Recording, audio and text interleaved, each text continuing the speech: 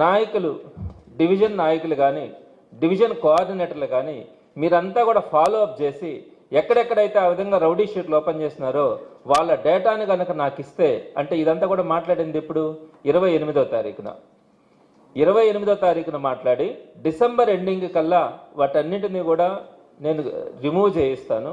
మామూలుగా rowdy sheets అన్నిటిని కూడా డిసెంబర్లో కంప్లీట్ చేసే పరిస్థితి ఉంటుంది.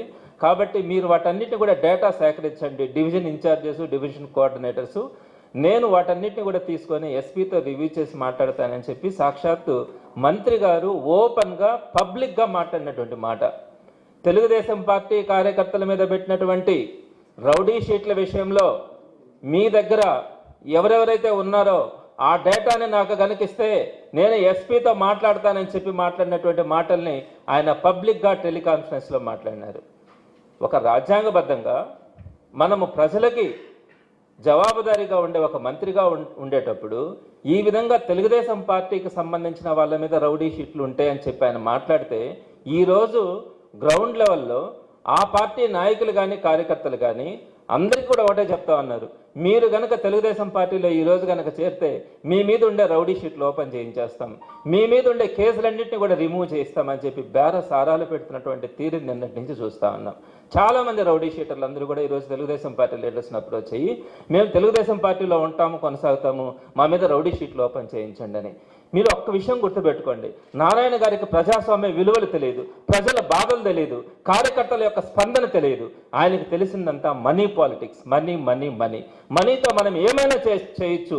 నేను రేపు పొద్దున కనుక 1000 కోట్లు పెట్టుకుంటే ఏ ఒక్కరి మీదనైనా కూడా గెలిచే పరిస్థితి ఉంటుంది, ఏ నాయకుడినైనా కూడా నేను 100 కోట్లు పెట్టి కొనుక్కోగలను అనే ధీమాతో ప్రవర్తిస్తున్నటువంటి తీరే తప్ప ఎక్కడా కూడా ప్రజల భావాలు కానీ ఈరోజు సామాన్యుడు పడుతున్నటువంటి కష్టాలు కానీ నారాయణ గారికి తెలియనటువంటి పరిస్థితి. మీకు తెలియదా? ఒక రౌడీ షీట్ని ఓపెన్ చేయాలంటే మినిమం ప్రాసెస్ ఎట్లుంటుంది?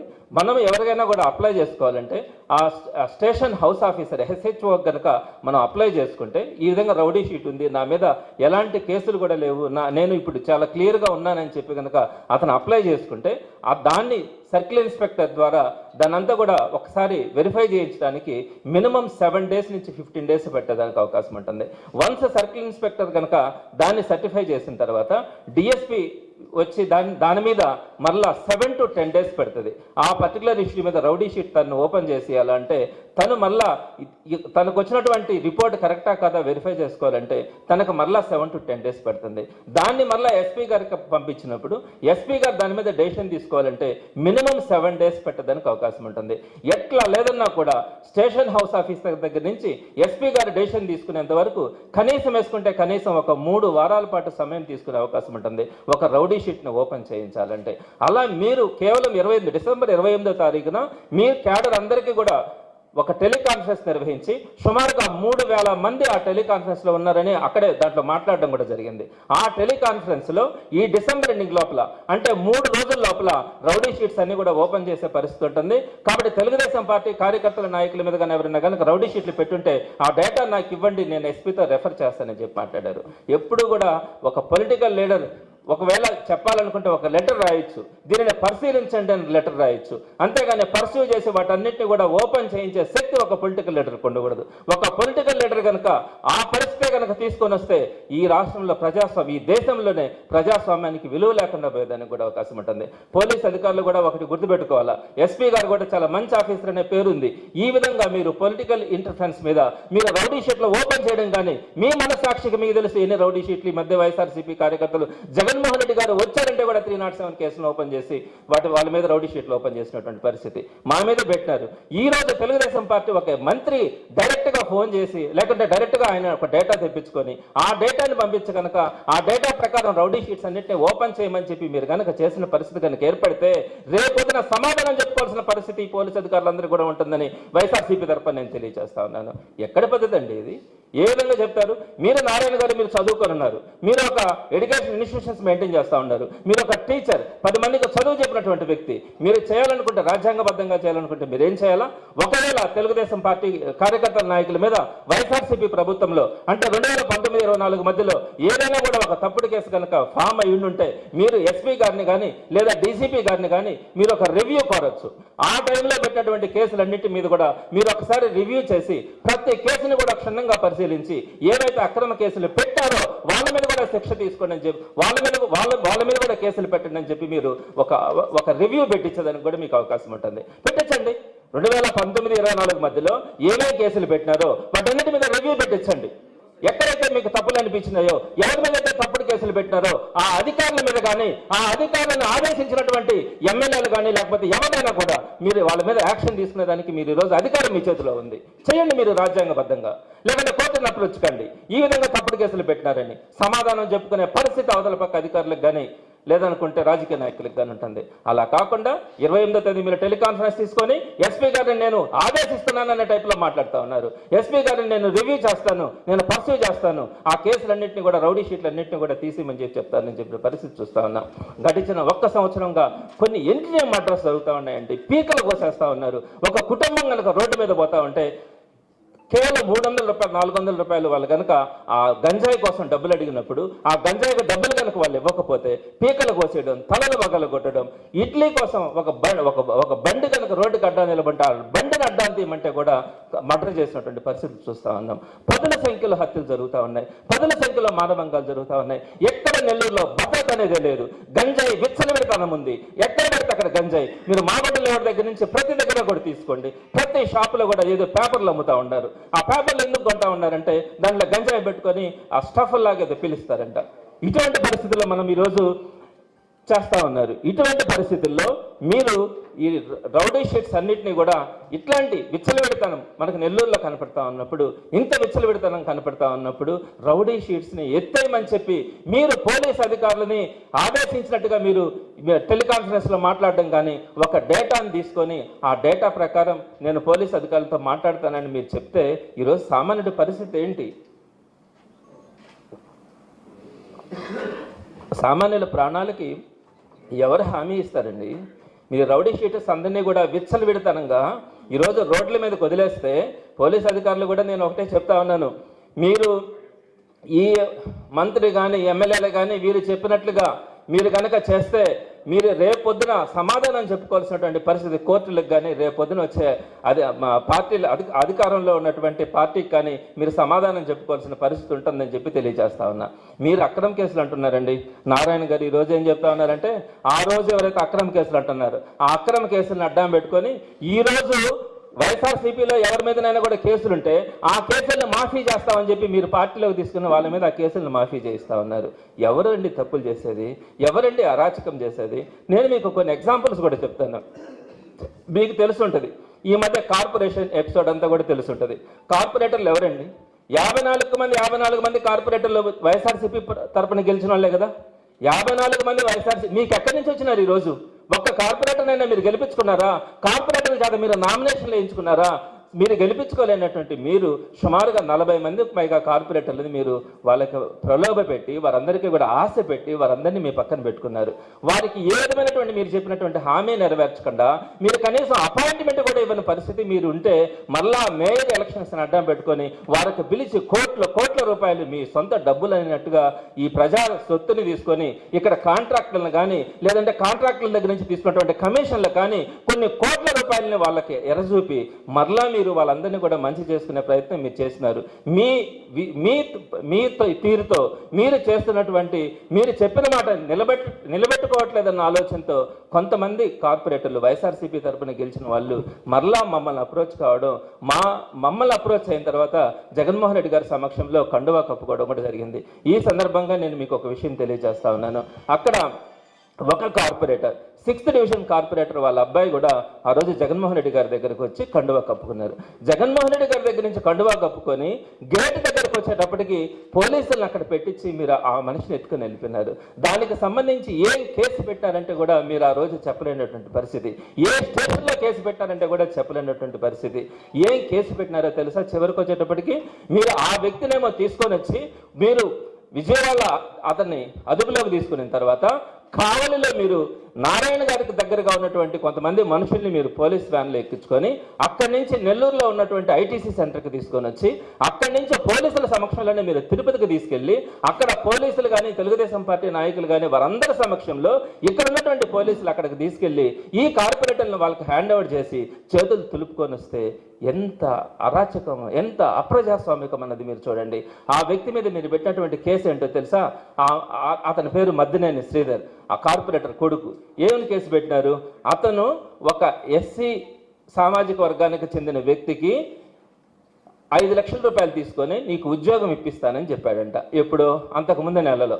ఆ ఉద్యోగం ఇప్పించకపోగా అతను డబ్బులు అడిగితే నేను డబ్బులు ఇవ్వను అని చెప్పి అతను కొన్ని మాటలు అన్నాడంట.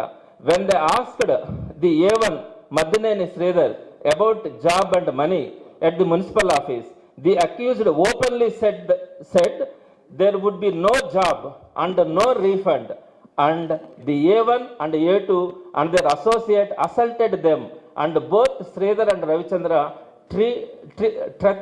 threatened to kill their parents and destroy evidence, dead bodies if asked amount again. అంటే 5 లక్షల రూపాయల డబ్బులు తీసుకున్నాడు, జాబ్ ఇప్పిస్తానని చెప్పాడు, జాబ్ ఇప్పించకపోగా డబ్బులు తిరిగి అడిగితే డబ్బులు ఇవ్వను, పైపెచ్చు నువ్వు గనక డబ్బులు కనుక అడిగితే, అతను ఒక ఎస్సీ సామాజిక వర్గానికి చెందిన వ్యక్తి అని అడిగితే మీ అమ్మ నాన్నని చంపేస్తాను, వాళ్ళ శవాలను కూడా లేకుండా నేను చేస్తానని చెప్పి ఈ మద్దినేని శ్రీధర్ మీద ఆ క్యాండిడేట్ దగ్గర ఒక కేసు పెట్టించినారు. ఈ కేసుని చూపించి అతన్ని తీసుకెళ్లి తిరుపతిలో వాళ్ళకి అప్పగించినారు. ఎవరికి? తెలుగుదేశం పార్టీ లీడర్స్కి. వాళ్ళ క్యాంపులో హ్యాండ్ ఓవర్ చేసి వచ్చినారు. ఒక్కసారి నేను ఎస్పీ గారికి నేను విన్నవించుకుంటా ఉన్నా, ఈ కేసు పూర్వాపరాలు చూస్తారా? అతను డబ్బులు తీసుకున్నాడా? మీరు కేవలం జగన్మోహన్ రెడ్డి గారిని కలవడానికి ఆ రోజు ఉదయాన్నే ఇక్కడ బయలుదేరితే 6 గంటలకు ఇక్కడ 7 గంటలకు బయలుదేరినటువంటి వ్యక్తి మీద మీరు 7 గంటలకు మీరు కేసు పెట్టినామని చెప్పి ఫైల్ చేసుకొని అక్కడికి వచ్చే సాయంత్రం 4 గంటలకు అక్కడికి బయటకు వచ్చే వ్యక్తిని అరెస్ట్ చేసి ఆ వ్యక్తిని తీసుకొని వెళ్ళి మీరు తిరుపతిలో వాళ్ళకి హ్యాండ్ ఓవర్ చేస్తే ఇంతకంటే ఘోరమైనటువంటి కేసులు నెల్లూరు జిల్లాలో కాదు ఎక్కడైనా మనం చూసినామా? ఇట్లాంటివి మీరు పెట్టుకొని, ఇట్లాంటి కేసులు దుర్మార్గాలు మీరు పెట్టుకొని మీరు మమ్మల్ని అరాచకంగా మీరు ఇబ్బందులు పెడతా, మా కార్యకర్తలు మా నాయకుల్ని మీరు ఇబ్బంది పెడతా, ఈరోజు మేమేదో 2019-24 మధ్యలో మీ కార్యకర్తల నాయకుల మీద రౌడీ షీట్లు ఏదో పెట్టినారని చెప్పి నిజమైన రౌడీ షీటర్స్ను కూడా ఈరోజు మీరు రిలీవ్ చేసి మీ పక్కన మీరు నిలబెట్టుకొని సామాన్యులు గొంతుకోవడానికి కూడా మీరు ఈరోజు వెనక ముందు చూడకుండా ప్రవర్తిస్తూ ఉన్నారంటే ఎవరు చేస్తున్నటువంటి అరాచకం అన్నది మీరు ఒకసారి ఆలోచించండి. నేను ఫ్యాక్ట్స్ చెప్తున్నానండి. నేను మాట్లాడిన దాంట్లో కనుక తప్పు ఉంటే, ఎక్కడైనా కూడా తప్పు ఉంటే నా మీద కేసు పెట్టచ్చు. నేను దానికి సిద్ధం. నేను ఒక్క మాట కానీ ఒక్కటి కూడా నేను మీకు అబద్ధం చెప్పడానికి కానీ ప్రజలకు అబద్ధం చెప్పడానికి కానీ నేను ప్రయత్నించట్లా. సో ఇలాంటి సందర్భాలలో మీరు ఇబ్బందులు పెడతా ఉంటే నేను ఇంకొన్ని ఎగ్జాంపుల్స్ చెప్తానండి. ఎంత అరాచకం జరుగుతూ ఉంది నెల్లూరులో అనేది. 13వ డివిజన్లో చింతారెడ్డిపాలెం ఉందండి, మీ అందరికీ తెలుసు. నారాయణ మెడికల్ కాలేజీకి కోతబెట్టు దూరం పక్కనే వాళ్ళ గోడ ఆనుకొనే ఉంటుంది. ఈ ఇల్లు అండి, ఇదిగోండి ఇంత ఇల్లు. ఇది 1 సెంటు స్థలంలో 5 అంకణాల ఇల్లు. ఈ ఇల్లు విడ్త్ అనమాట. ఇది 5 అంకణాలు, పూత పని కూడా చేసుకోలే పాపం, అంత పేదవాళ్ళు. వాళ్ళు ఇక్కడ మహిళలు వాళ్ళ ఇంట్లో ఉంటే స్నానం చేయడానికి చిన్నదండి ఒక మనిషి నిలబడుకుంటారు దాంట్లో, ఆ బాత్రూంలో. రోడ్డుకి అడ్డంగానే ఏం లేదు, ఒక చిన్నది, ఒక మనిషి నిలబడుకొని స్నానం చేయొచ్చు అంతే. అంత చిన్న బాత్రూమ్ కట్టుకున్నారు. 5 అంకణాలండి, అంటే 1 సెంటు కంటే తక్కువ. అంత చిన్న ఇంటికి ఆనుకొని రోడ్డుకి అడ్డం కూడా లేకుండా ఒక చిన్న బాత్రూమ్ మహిళలు వేసుకున్న దానికి వేస్తే దాన్ని జేసీబీ పెట్టి మున్సిపల్ కమిషనర్ పంపించి దాన్ని కొట్టించేసినారు. కేవలం ఏంటంటే వాళ్ళకు ఓటు వేయలేదంట నారాయణ గారికి. ఇంతే కాదండి, ఆ అమ్మాయి ఒక జాబ్ చేస్తూ ఉంటే, ఒక ఉద్యోగం చేస్తూ ఉంటే ఆ ఉద్యోగాన్ని కూడా తీయించేసినారు. ఇంత 5 అంకణాల స్థలంలో ఒక పేద ఎస్సీ మహిళ ఒక ఇల్లు కట్టుకొని చిన్న బాత్రూమ్ స్నానం చేయడానికి అద్దం లేకుండా కట్టుకుంటే మీరు జేసీబీ పెట్టి దాన్ని కొట్టించేసినారు. ఇంతకంటే అరాచకం ఏదైనా ఉంటుందా? మీకు తెలుసు బాలకృష్ణారెడ్డి, మేము అప్పుడు ఇష్యూ కూడా చేసినాం. సుమారుగా 2 కోట్ల రూపాయల ఇల్లుని దారుణంగా జేసీబీలను పెట్టి కొట్టించేసినారు. 50వ డివిజన్లో సౌడి వైఎస్ఆర్సీపీ కార్యకర్త, అతను మాంసం అమ్ముకుంటున్నారండి అక్కడ, దాన్ని బీఫ్ అంటారు.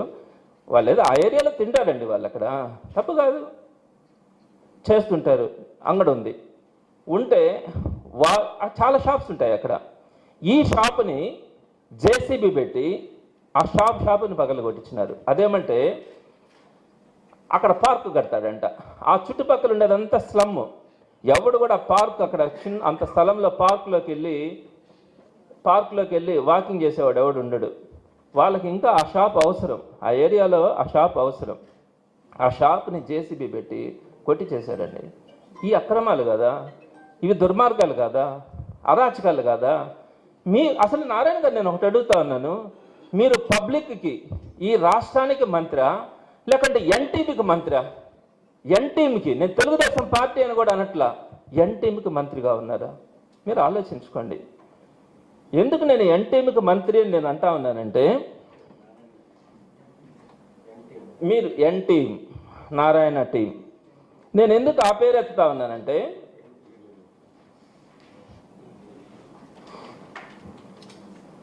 మీ అందరికీ తెలుసు నెల్లూరు విఆర్ కాలేజ్ అడ్మిషన్ల గురించి పేపర్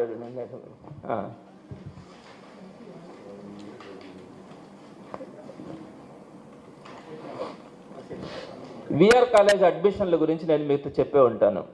ఒక గవర్నమెంట్ కాలేజీలో, ఒక గవర్నమెంట్ స్కూల్లో అడ్మిషన్లను కూడా కేవలం ఎన్టీఎంకు చెందిన వాళ్ళకు మాత్రమే ఇచ్చినటువంటి ఘనత నెల్లూరే కాదు, రాష్ట్రంలో కాదు, భారతదేశంలో కూడా ఎక్కడ ఉండదు. నేను మీకు ఇచ్చాను 1046 అడ్మిషన్లకు సంబంధించి ఏ అడ్మిషన్ ఏ ఎన్టీఎం రెఫరెన్స్తో ఇచ్చినారు, ఏ ఎన్టీఎం పిల్లోడికి ఇచ్చినారు అనే డేటాను కూడా నేను మీకు ఇచ్చినాను. మళ్ళీ కూడా నేను కావాలంటే 1046 సంబంధించిన అడ్మిషన్స్ డేటా మీకు ఇస్తాను. మీరు ఒక్కరోజైనా కూడా విఆర్ హై స్కూల్లోకి వెళ్ళి ఒక అప్లికేషన్ తీసుకొని ఒక అడ్మిషన్ ప్రాసెస్ చేసిన సందర్భం మనం చూడలే. కంప్లీట్గా ఎన్టీఎం హ్యాండ్ ఓవర్లోనే జరిగింది. సో ఇది తప్పు కదా? ఒక స్కూల్ అడ్మిషన్స్, ఒక గవర్నమెంట్ స్కూల్ మీకు ఎవరిచ్చారండి హక్కు? నారాయణ గారు మీకు ఎవరిచ్చారు మీకు హక్కు? ఒక గవర్నమెంట్ స్కూల్లో కూడా మీకు దారాదత్తం చేసే పరిస్థితి ఏంటి? ఇది న్యాయమా?